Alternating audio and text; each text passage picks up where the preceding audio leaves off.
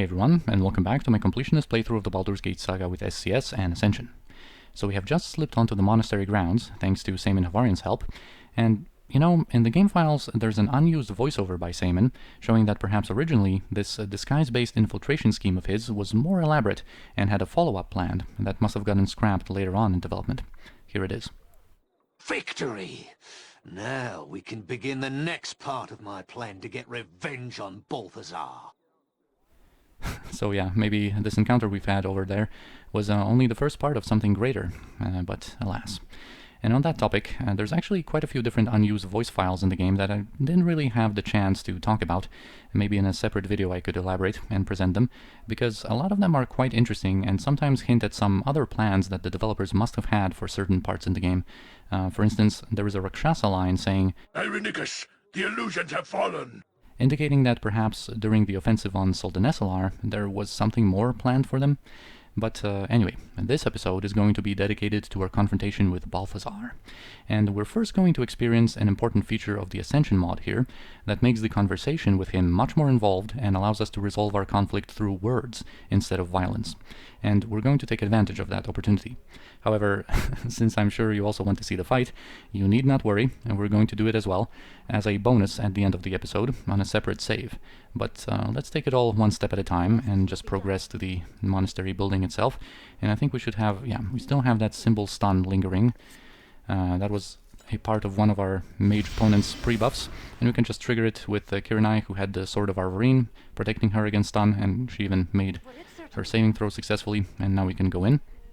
So we're going to arrive through the main entrance here. There's also the eastern one. We would arrive through it if we took the passage from the Cave of the Dead in Amkethran. And then in the west, there's just a door apparently leading to the kitchens with nothing interesting to explore.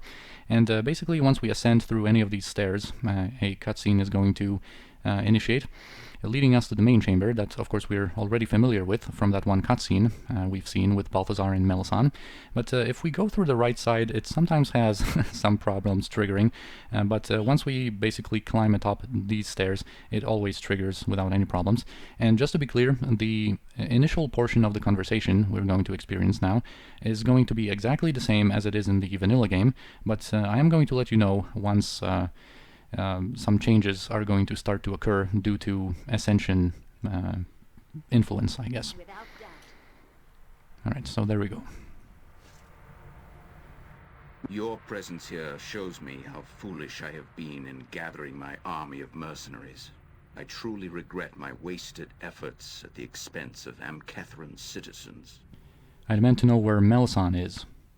I assure you, the Lady Melisande is not here. We had a disagreement from which she hastily departed. I shall deal with her once my business with you is finished. So it seems like perhaps Melisande managed to get away. Save your lies. I know you were working with Basgul and Sendai.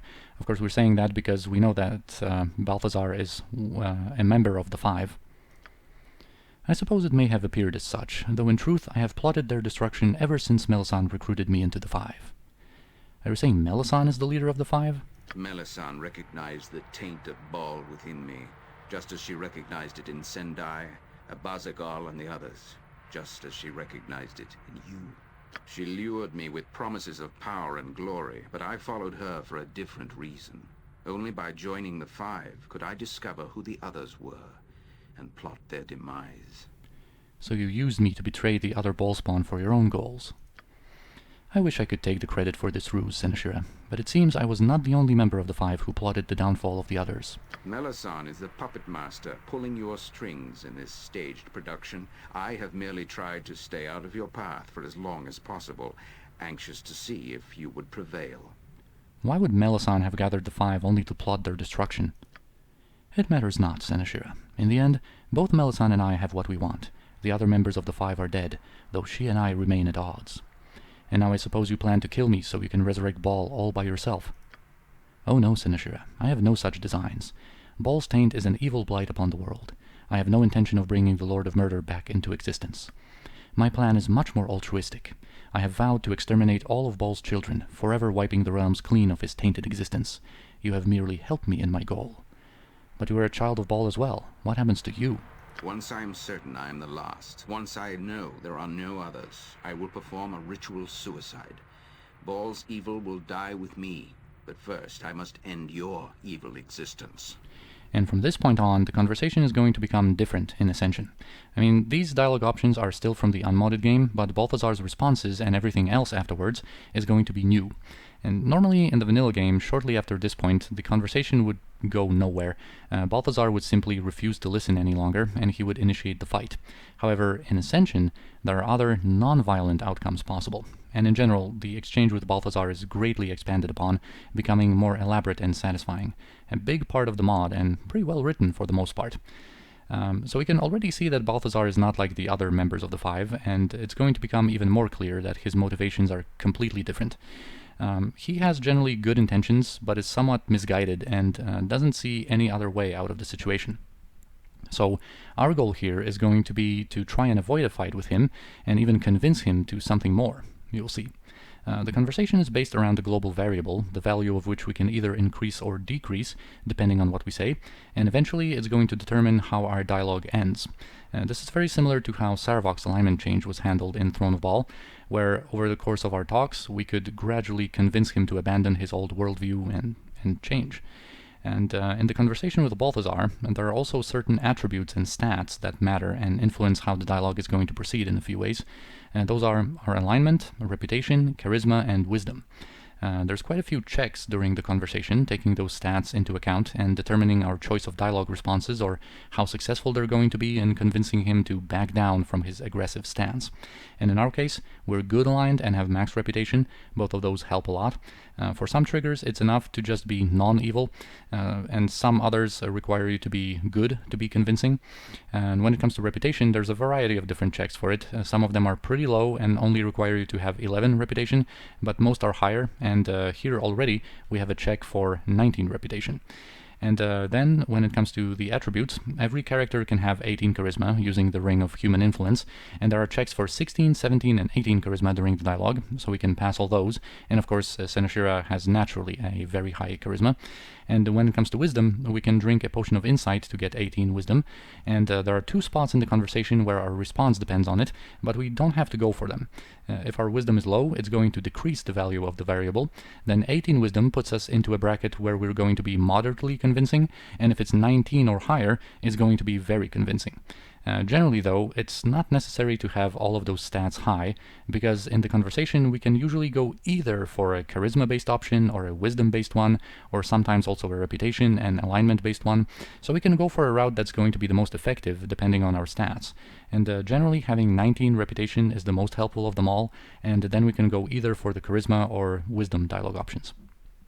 So anyway, in response to what he said here, that he must end our evil existence, we can respond with, "But I am not evil. I am a force of good and justice," and this is going to be very convincing to him, since we are good aligned and we have max reputation. "It is true. You are a good woman, Seneshira, and your stance against evil is without question. Your fight against the taint of our evil father is worthy of praise. But regardless of our wishes on the matter, our destiny has been written for us, Seneshira. Some may run from it or deny it, while others embrace it. But each and every ballspawn has a seed within them that has sprung forth a fruit laden with blood and murder. Do you deny this?"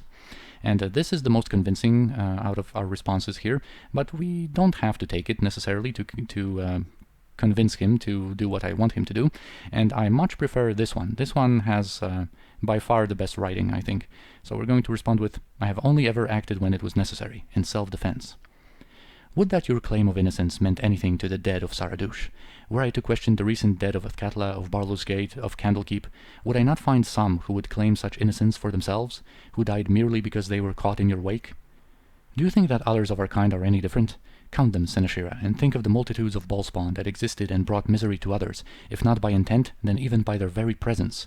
Would you allow such carnage to continue? Have we not spared the entire land from agony by the slaying of our siblings? If only we had met under other circumstances, Seneshira. I would have liked to sit and compare the paths that have brought us to this point. If we had not been forced by destiny to bear this taint upon our souls, what would have become of us? I regret what I must do, yet I know it must be done." And here we have 3 separate topics to discuss, but unfortunately we're only going to be able to see 2 out of the 3, because the conversation is going to progress once we've explored 2 of those paths. So the first one about Melsan, it's about how she manipulated everyone and that she wants us to fight. And In the 18 wisdom bracket, there's a decently written line that points out how Balthazar was used and that Melisande surely knows of his plans, but I don't think we're going to engage in this one. We're going to pick the other two to go through. Anyway, you don't have to do this path. In this one, we discuss Alondo's prophecy and how we don't have to be slaves to it, and then the Force of Righteousness dialogue points out his hypocrisy, and this is a very convincing path for any character because the most convincing option there has no stat requirements. So let's actually start out with this one. You don't honestly see yourself as the force of righteousness in all this, do you? I make no judgment upon you, Sinashira. You are what you were born to be. I can only trust myself to hold to the path of good that will lead to the destruction of the true evil that threatens Faerun. There is no other path for me. And here, the first one, basically the Make Catherine Great Again path, pointing out all of the atrocities that he just allowed to commence. And this is the most convincing option, and it has no stat requirements. The truly good man who should have stood against Melisande from the beginning. In this one, if you have 11 reputation, it's going to be pretty convincing.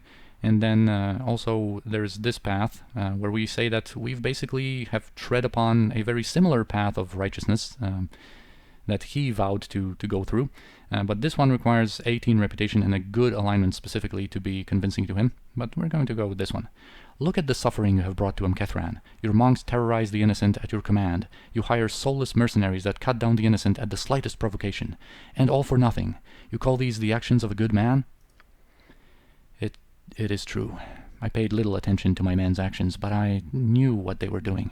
I thought it a great sacrifice necessary to maintain secrecy, to attain my ultimate goal that they, in their ignorance, did not know would benefit them more in the end. But it is how we treat the most helpless of our brethren in the worst of times that marks the goodness of a man, does it not? I am ashamed, Sinashira. I sought only to do what was best for us all. I had thought when this moment arrived, I would hold clearly to my purpose. We must end this, Sinashira. I wish this to be over with, one way or the other. And now we're going to go with this one. You don't have to do this, Balthazar. We don't have to fight each other. But I do. It is my destiny. What other choice have I? And we're going to go with this one. This is actually a combination of like 3 different stats. This uses charisma, I think 16 charisma, you need 10 reputation and non-evil alignment for this to be convincing. Then this is the wisdom path, and I think I'm going to show a screenshot of certain wisdom brackets. And in this one, basically we can mention the Solar being our heavenly guide or a mentor. That's, if we have high wisdom, is going to be very convincing for him. And then there's also the walk away path. That needs us to be non-evil, and I think 17 charisma. But anyway, we're going to go with this one. I like this one the most. You always have a choice, Balthazar. Don't be a slave to Alondo's prophecy. I have fought against it ever since I found out about my heritage, and I will not give up. You are impressive with your words, Sinashira. I can feel destiny altering to your will, how you are the center of it all. How is it that I did not see this before? Perhaps there is something to your words. I look within myself and see how rigidly I have held myself to my destiny, and I feel hollow. But I cannot believe that this has been for nothing. I am at a loss, Sinashira. You question me, and I have no good answers for you. My heart tells me that you must be killed, but I am not sure if I should listen to it. What would you have me do? Join me, Balthazar. Let us fight Melisande together, instead of doing what she wants us to. Yes, you are right. So, of course, we have convinced him to actually join us in the final encounter. Very well then, Sinashira. I will join you. You are a worthy woman. Perhaps even worthy of turning Bhaal's dark taint and making something better of it. I don't know, but I will take that chance. Let Melisande tremble when she sees us together, and we shall strike her down as she deserves. Even if Bhaal himself is resurrected, he will not be able to hold out against us both. I have preparations to make, Sinashira. Go to the Throne of Bhaal. When the time comes, I will be there. So yeah, that's the best outcome, I guess, that you can have through conversation, is to, of course, let him join us in the final encounter, and that is so cool. But there's one more non-violent outcome. If you don't convince him quite enough, but still make a decent impression, he's not going to join you, but he's also not going to fight you. If you swear that you will resist Bhaal's essence and refuse to become a god, he's not going to stand in your way and commit that ritual suicide already. And by the way, in Ascension, generally Balthazar is the ally for good protagonists, but even if you are evil, you can make him join you, provided that you have 19 reputation and choose the correct dialogue options. But anyway, now that this has ended, we are going to get transported to our pocket plane again and have our last conversation with the Solar in that kind of fashion. And it's going to be a little different from how she normally opens up here. I am here. Yeah, normally she would have a couple of voice lines, of course, talking about how we have slain Balthazar, the last member of the five, but here she says something different, of course, because of Ascension. You have parleyed with Balthazar, the greatest of the Bhaalspawn besides yourself, godchild. You are to be commended. Your journey is nearly at its end. What is Balthazar's part in all this? You knew I wouldn't fight him? You did not need to fight him. The rest of the five have been defeated. With Balthazar and yourself both alive, not all of Bhaal's divine essence has returned to its source, and Melisande will seek to collect it. This is the challenge that awaits you. So Melisande has not collected enough of the essence yet to resurrect Bhaal, right? You do not yet understand, but all shall become clear. The one you know as Melisande is not a member of the Five, godchild. She is no child of Bhaal. And you'll see that even in her voice lines, Ascension makes some little corrections here and there for her lines, I guess, to be a little bit better. The dead god Bhaal has not been resurrected. You must understand what awaits you at the end of your journey, godchild. And for this, the one you know as Melisande will explain for herself. I am here. Speak quickly. You are here at my sufferance, spirit. You will answer our questions. I am no dead thing. You have called a piece of a living goddess to you. However you have done it. Should I become aware of what you have done, you will pay dearly. You are no goddess yet, mortal. The prophecy has not come to fruition. It will soon enough. Everything has happened as I wished it, and this will be no different. All of Bhaal's essence will be mine. So here she's like, everything that has transpired has done so according to my design. It was I who allowed the Alliance to know the location of the shield generator. Then explain yourself. If you are correct, it shall make no difference in the end. True enough. So be it. My name is Melisande the Black-Hearted, High Matriarch and greatest Deathstalker of my Lord Murder's Bhaalist temple. 'Twas I who led all the chants in his holy name. 'Twas I who harbored his avatar when the Lord of Murder was cast down to walk among us in the time of troubles. To his greatest priestess did he come for succor. To my most trusted Deathstalker did I entrust the secrets of my resurrection. One of his priesthood needed to have access to the essence that would be collected from the Bhaalspawn. One of his priesthood would have to perform the necessary rites to give the dead Lord of Murder back that essence. And so, Great Lord Bhaal entrusted that duty to me. After his death, I alone retained access to his essence, and my power grew as each one of his mortal children died, their divinity returning to the source. And so you have betrayed me, Melisande the Black-Hearted. The time draws nigh, and yet you perform no rites! That is correct. Remain dust, my foolish god. What a twist. It was I who created the Five, loosed the god spawn at each other's throats, all the while promising those fools that they would serve at Bhaal's right hand. Well, they can, in limbo for all I care. It was I who masqueraded as the protector of Bhaalspawn, herding the ones that the Five could not find to their doom. I led the last Bhaalspawns to Seredush and had them slaughtered. But he couldn't have known that I would be there. No, that's true. I knew that Ilisera would perish against your might, but I did not expect you to show up quite so soon. Still, you proved a fortunate arrival. Getting rid of one of the Five without it looking like my doing was one thing. But with you already in Saradush, I could turn you on Yaga-Shura as well, after I let him into Saradush to kill the other ball-spawn, of course. And then you turned on the rest of those paranoid fools while I distracted them. The 5 were the last thing I had to deal with before I could become the Lady of Murder myself. And you've dealt with them nicely. So yeah, now everything has become clear. And if we remember back to the beginning of Throne of Bhaal, the stone heads, the spirits in the Grove of the Ancients, they spoke about a traitor in our midst. And then especially, we had Gromnir a little bit later on in Saradush, who managed to figure out what Melisande was up to. What might have seemed like the ravings of a madman actually makes sense in the end. He was the first to say that Melisande seeked the demise of all of the Ballspawn, that she turned the children of Bhaal against one another, and that she lured him into a trap in Saradush. And he was right, of course. But we're going to say, it's not over while I'm still alive. I have most of the essence of Bhaal under my control, fool. I am nearly a goddess. I control the entire abyssal realm that was once Bhaal's, all of the Throne of Blood. Do you dare come and face me there? Or shall I have to hunt you down like the sorry dog that you are? Because make no mistake, one way or another, every last drop of that divine essence will be mine.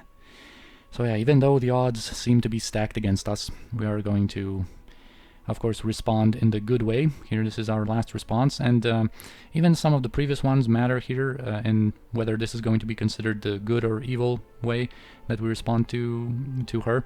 And basically, of course, we're going to go with Seneshira's character and respond accordingly in the good way, because when it comes to the Ballspawn ability that we develop after the last challenge over here, the evil option is clearly superior for basically every character, and it would be a little too good for us. We don't, of course, want to make it too easy on ourselves, so we're just going to consciously go with the bad option, I guess, when it comes to our Ballspawn ability, and respond with, I'd confront your kind of evil wherever I had to go, and I will win.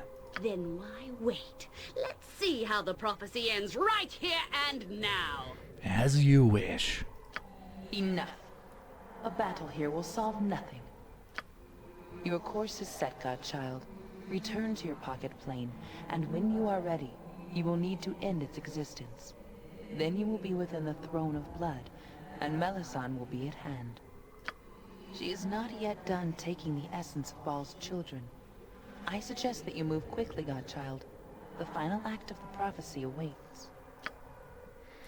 Anyhow, now the last challenge is going to be open to us, and basically the significance of these challenges is such that you need to complete all of them before you can actually, destroy this pocket plane and then progress to the point of no return, basically, to the final encounter. So we, of course, only have the 5th one, the last one left for us, and this is going to be our save. This is going to be where we resume from in the next episode, but of course now is going to be the long-awaited fight with Balthazar that we of course want to see as well. It's Ascension version, so I'm going to be back in a minute with it prepared. Alright, welcome back. Here we are on a separate save, and you might see some stuff being quite different, and we're going to gradually discuss all of that in due time, but first I'd like to just give a brief intro to the encounter, because it's a cool fight, but you rarely get to see any of it, because of the nature of how late it happens. And what I mean here is that, unless you mod the game with something like Wheels of Prophecy, we always encounter Balthazar last, which means that we have a powerful high-level party by that point with great items and all spells, and in such a confrontation Balthazar just can't stand up to that kind of force and goes down easily. And we could solo him, but it would require strategies that aren't very satisfying, involving time stops or traps, or Seneshira with protection from magical weapons so that no attacks of his could connect, and none of that is particularly enjoyable. I've always found a team of around 3 people to be the most fun here, and that allows us to properly engage in the fight's mechanics. And I decided to go with our Candlekeep team here. Essentially the family that grew up together and who are the core of our party, Seneshira, Kirinai, and Imoen. And Kirinai represents the might aspect of the group. She's our main physical damage dealer, and she's going to offer the physical burst damage that we're going to need. Then Imoen is on the other end of the spectrum, representing magic, and is going to be responsible for our spell damage. And finally, Seneshira is going to be the character who binds everyone together and keeps them under her protective gaze. And she's going to be kind of a hybrid here, supporting us with some sustained damage and being a bit of a tank, but she is not going to have any protection from magical weapons or improved mantle memorized, so that she can't just make herself immune to everything through that. And we start out with some lengthy buffs. Senashira and Kirinai have chaotic commands and death ward on them. Imoen doesn't have that. But Imoen and Senashira have stone skins, and Kirinai has 18 constitution through her girdle of fortitude, just to give her a little bit more HP. And we have some special gear equipped, and more on that later. But first we're just going to do some quick buffs here. We're going to give protection from... Actually, even before that, let's set up our sequencers. We're just going to have a normal spell sequencer on Senashira, and I think this is going to be it. And it is going to consist of a stone skins and both fire shields. We're going to apply that during the fight. And now Imoen is going to set up everything. First, spell trigger. We're going to put 3 chain lightnings in it. It's likely not going to be too spectacular, but it is going to be something that we can unleash. And then in her spell sequencer, we're going to put 3 skull traps. And then we're even going to set up a minor sequencer, and we're going to put 2 Melf's acid arrows in that one. Alright, and now we can start out with some buffs. We're going to give protection from fire on Senashira, and we're going to give protection from magical energy on Senashira and on Kirinai.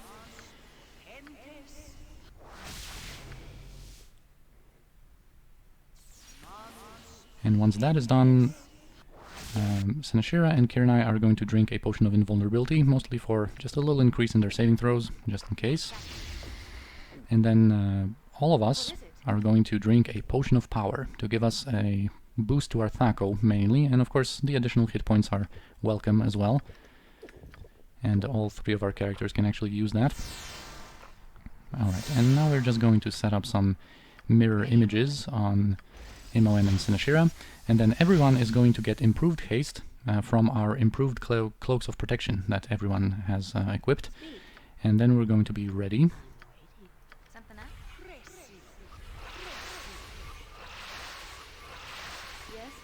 Alright, and now we're just going to proceed with the conversation. I'm going to just cut it out and be back with you once the fight is about to start. And here we are, after basically saying, "You're no good to me alive, Balthazar." And now the encounter is going to start. So of course he has his 4 students with him, but let's talk about Balthazar himself first. He's a level 30 monk with over 300 HP, and through a relation of his permanent haste with regeneration, he essentially is capable of regenerating around 16 HP per second. His regeneration is massive, and it's one of his most important traits in this fight, especially since it is backed up by his other abilities. He also has 5 attacks per round, 90 magic resistance and resistance to magical and elemental damage, however only 10 physical damage resistance for now, and all of that matters in relation to one of his essential abilities, which is flip resistances. And that one, for 2 rounds, basically reverses his resistances, giving him 90 to physical, but only 10 to magic and magic damage. However, he still retains 50 elemental resistance. So we're going to offer him specifically magic damage dealing spells during certain times. He has 3 stances that he can use. Solar Stance unleashes fire and physical damage and knocks us back, like a wing buffet. And for 3 rounds his attacks are going to deal additional fire damage and heal him. Then Lunar Stance unleashes Greater Malison and Glitter Dust, and for 4 rounds gives him immunity to Time Stop, a +2 bonus to luck, and a +5 bonus to his save versus death, as well as an immunity to instant death sources, which he already has as our enemy here. That matters a little bit when he's on our side in the final battle. And finally, Shadow Stance for 5 rounds gives him a +6 bonus to his armor class and improved invisibility. So effectively +10 armor class and an untargetable status for single target spells. Then he has 4 physical techniques that he taught to his students. First is Dragon Fist, which slows the target for 2 rounds with no save, removes spell protections, and has a chance to remove specific protections. And I think it mostly works out in a way where it dispels one of them each time it's used. And specific protections is a group of spells that protect against a certain thing, and for us the most important of those are our chaotic commands and death wards, because once those are dispelled we are going to have to resort to some backups. But that ability can also dispel our protection from fire or protection from magical energy, but we have some easier and quicker ways to reapply that kind of effect prepared. But anyway, next one is Tiger Strike, and the most important thing about it is that it stuns with no save on it. And then he has his own version of Hand of Murder, which allows him to instantly kill. And then Shadowless Kick just deals crushing damage and knocks us back. And then finally he has two kind of abilities just unique to himself. First is Faster Than the Eye, which is a teleport that he's going to use every once in a while. There's a few predetermined spots in the building that he's going to teleport to. It's kind of like Daviorn, aka Dave, in Baldur's Gate 1 did, for example. And he also has Second Wind, which is a full heal he can use one time. And now when it comes to his adherents, they are level 20 monks. Two of them have a little bit lower HP and they have access to hardiness, and the two ones with higher HP have access to whirlwind attacks, and all of them know one of the techniques we've mentioned. So one of them is going to know Dragon Fist, the other one is going to know Shadowless Kick, the third one is going to have Tiger Strike, and the fourth one is going to have Hand of Murder. So they are non-trivial additions to the fight. And they also have access to normal monk abilities like Lay on Hands or Quivering Palm. So the main dangers for us in our setup here in this encounter are going to be the stuns, the instant death abilities, and then crushing and fire damage to some extent. And our normal damage is going to get largely out-healed by Balthazar's regeneration, especially when it's combined with his flip resistances and the slow from his Dragon Fist, which is of course going to reduce our own damage output a little bit on one of our characters. And then all the while we're going to get slowly dispelled by his Dragon Fist and become susceptible to stun and instant death. And basically we're going to need to set up 2 kill windows because of Second Wind. We have to burst him down twice, and usually it's done by backstabs or using critical strikes, while doing some sustained damage and keeping up the pressure with spells during his flipped resistances. And we also have some specific gear here on our party members. So Senashira is going to have the Greenstone Amulet, which is going to be her backup once her chaotic commands get dispelled, and that is going to protect her against being stunned once she activates the buff from it. And whenever her Death Ward gets dispelled, she is going to switch her offhand to Hindo's Doom to become immune to such effects. She also has the Ring of Gax and the Rod of Resurrection that we might want to use for some bigger heals, we'll see. Then Kirinai is mostly, or is changed the most, I guess, and has a very specific gear setup, centered around this Roranax Horn, which is going to provide her 50% crushing damage, which in combination with her Janssen Adventure Wear is going to give her 75 crushing damage resistance in total, and of course the physical damage of these monks in Balthazar is crushing, so she is going to be very tanky to those. She also has the Gauntlets of Extraordinary Specialization in this fight. She has 90% fire resistance through her rings. She has the 22 strength belt that Chihira normally uses. She has the Answerer prepared and starts out with the Spectral Brand and Scarlet Ninja Toe, but whenever her chaotic commands get dispelled, we're going to have to switch to Sword of Arvarine to make her immune to stun through that, and whenever her Death Ward gets dispelled, she is going to have 3 uses of Avoid Death to give her such immunity for 15 rounds in total. And she also has some scrolls of Horrid Wilting and some utility stuff. For example, we have the Belt of Inertial Barrier, like as a last resort, basically, if we need to protect her against magical damage, because magic damage is going to come from our own skull traps in this encounter, so we can generally engineer a nice situation where everyone's fully protected, but, you know, just in case we're going to have this belt, it might be useful for either Kirinai or Senashira. We'll see how all of this goes. And yeah, I think that's all for Kirinai, and Imoen is going to be using the Shortbow of Gessen. She might be able to contribute a little bit of damage with it. She is also going to be using the Amulet of Power for a bit faster casting, and she has this Time Stop scroll prepared. So, now the first order of business is going to be getting rid of these additional monks, monk friends that Balthazar has.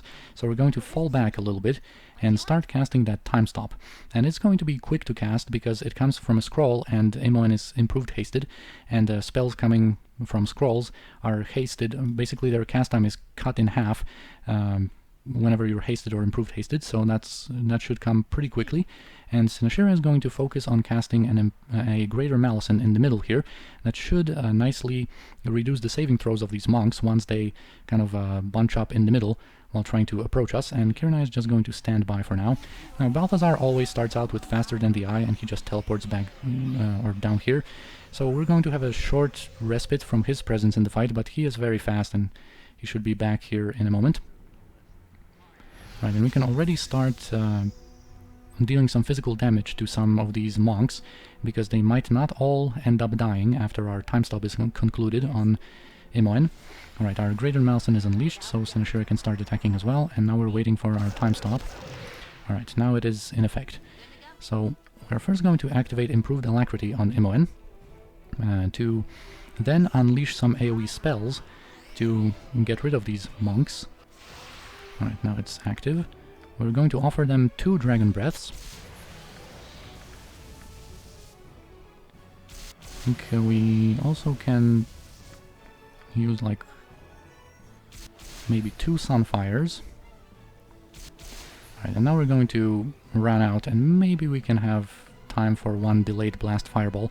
Even though these monks have 54 magic resistance, some of these spells that don't bypass the resistance, like Sunfires and the Fireball, might do some damage to them still. But of course we're relying most on the Dragon Breaths.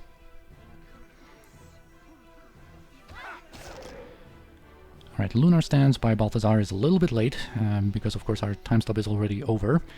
And we don't really care about Balthazar for now. This adherent is already injured. Okay, they are injured or badly injured, so I think this is looking nice. Alright, and once our Dragon Breaths hit, let us now inspect the aftermath of our AoE bonanza here. So we have 1 adherent that's near death. Let's just finish him off, and I think Imoen is just going to summon 1 more Mordenkainen sword. We have some more that we might summon for our second kill window, but summoning 1 now is going to be beneficial still, because Balthazar sometimes is going to attack the Mordenkainen sword, even though of course he's not going to do any damage to it, so it's going to serve nicely as a distraction here and there. Alright, so all of his friends are now dealt with. Let's just deal some physical damage. It's going to be largely irrelevant, I think, because we're going to wait with our first burst opportunity after his flip resistances is no more. And also, let me just inspect whether they were able to use some of their abilities there. It seems only Lunar Strike was activated, so that's nice. So yeah, Balthazar is going to just go down to barely injured, maybe injured, but now his flip resistance is triggered, so all of our physical damage is going to be largely out-healed, because now we are just dealing pathetic amounts. So here we're going to keep up the pressure with some spells. We're going to use Chain Contingency with 3 Horrid Wiltings to just offset his regeneration a little bit during that flip resistance period, and we also have some Horrid Wiltings. Actually, let's wait, because after flip resistance he sometimes moves a little bit. Alright, he doesn't seem to be moving, so let's also cast a Horrid Wilting from a scroll on Kirinai, and our Chain Contingency should be soon released. Also, Senashira, yeah, as you can see, he's already just barely injured. Senashira is going to unleash her spell sequencer on herself, because that is going to give her the 2 fire shields, and you know, it's not going to be much, but we're going to take what we can get when it comes to dealing non-physical damage to Balthazar, and he seems to be focusing Senashira for now. So let's just continue with that kind of plan. Alright, and he used Dragon Fist on Senashira. Let's see. Alright, her buffs are intact. She still has the fire resistance, but she seems to have lost the magic damage resistance coming from protection from magic energy, so she is going to have to use a backup her next round. Of course, now she just unleashed her spell sequencer. Alright, we have dealt a little damage with our Horrid Wiltings, and now that he still has the flip resistances, we can just use that time to stack some debuffs coming from the answer, since we're not dealing much damage anyway. Well, we're doing a little bit, but of course his massive regeneration is going to make those damage sources pretty irrelevant. I think Imoen might have that casting animation coming from Chain Contingency that I would not like that to interrupt her next spell, so let's just keep attacking with her a little bit. Alright, he activated his Solar Stance. That's going to knock us back, and basically we're just kind of waiting. Yeah, that whole opportunity that we might have had a little bit with him was completely wasted. He's back to uninjured, but we're going to have more spells to offer him at a later point. Now I think Senashira might have a bit of time to just cast the level 8 protection from energy on herself, and that's going to give her 75% magic damage resistance, and we might complement that with our Belt of Inertial Barrier once we want to unleash the Skull Traps. But anyway, oh, that was... oh yeah, of course, Balthazar has the fire damage on his fists, and even though we are immune to it, it can still interrupt our spells, so we're going to wait for later with that. We don't really need that protection right now, and we have more casts of it. Right, Imoen, where are you? Let me just see you here, and our sword is over there. So let us all come back and see when we're going to be able to deal full physical damage to him. Right, it seems like that is already the case. So our first burst is going to come from Assassination that Kirina is going to activate. And of course with these large and frequent backstabs, she should be able to bring him down to low HP very quickly and incentivize him to cast that second wind and heal to full. Alright, so we dealt 77, 86, he is badly injured. I'm kind of hesitant to do another backstab, it might kill him, and I would like this fight, you know, to be kind of complete with his second wind here and the whole idea, especially since Senashira has just dealt some nice damage to him. So let's just wait for a moment and allow him to heal. Right, don't use Shadowless Kick on me, dude. Use your second wind. Oh, he just used a potion. He's now injured and teleported away, which is of course going to give him some seconds to heal up. And I think in the meantime we're going to reapply Stone Skins on Senashira and just try to see where he's located. Alright, so let's go back to attacking. Let's actually keep using Spectral Brand here. Yeah, we're back to dealing normal damage here, unfortunately. But if we focus our nice damage, no one is slowed right now, so our improved haste might give us a chance here. Yeah, he's near death. So now, Balthazar, come on. Use that second wind. Not to be underwhelming here in this encounter. Already just badly injured. Yeah, he's just flipping his resistances again and just adamant not to use that second wind, man. Alright, so here I think... well, we're going to see about that second wind. If he is not going to be willing to use it, then so be it. But not to unleash our last kind of secret weapon, I guess, with these 3 skull traps. We're just going to kind of try to offset his healing with the triple chain lightnings and just give him a normal horrid wilting here. Alright, Dragon Fist coming onto Kirina. Let's just quickly inspect her buffs. She still has the most important ones, and she also lost her magic damage resistance. That's fine. Yeah, this is not going to do impressive damage, but, well, we just want to kind of offset his healing as much as we can, and I think in this moment we're going to start summoning some more Mordenkainen swords, so that they can add a little bit of damage once his physical resistance is back down to 10. And I think Kirina bugged out here with casting her horrid wilting, which can sometimes happen. Anyway, yeah, he is back to barely injured, so I think once he is susceptible to physical damage, we're just not going to give him any more chances anymore and just kind of go for a kill, if we can accomplish that. Alright, I think in this moment we can actually give protection from energy onto Senashira. Don't tell me it was interrupted again by his solar stance this time. Alright, so we're going to just have to micro. Right, he seems interested in attacking one of our swords. Yeah, using Hand of Murder on it, it's not going to matter. Alright, now we started dealing normal damage again. So we're just going to activate Hand of Murder, or our own Hand of Murder, to deal some more magic damage onto Balthazar. That's going to be Senashira's task. Kirina is going to move out a little bit in stealth for a backstab. Alright, he has Lunar Stance. That doesn't matter. Alright, our stealth was successful. Now he is uninjured again. Let's just kind of position ourselves nicely. And go for a Kai backstab on Balthazar, but I need to see which way he is facing here. I think he is attacking the Mordenkainen sword. So let's not mess this up. Alright, 108. Oh, actually, she used Kai a moment ago, so we are going to go back invisible with a potion in a moment. But he is badly injured. He might be incentivized now to use his second wind, but yeah, we're not going to have any pity on him and show him any more mercy. That's going to be it. If he is so unwilling to heal himself to full, then so be it. That's his fault.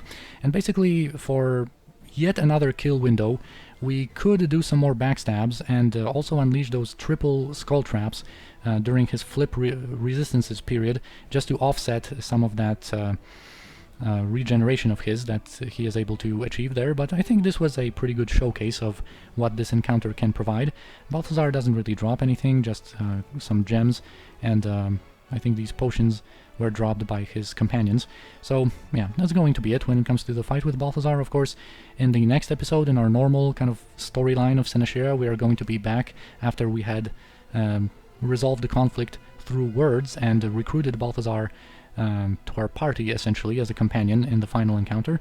So we're going to restart from there, and for now, hope you enjoyed the fight and all of our adventures, I guess, in this episode, and I'm going to see you in the next one. Thanks for watching.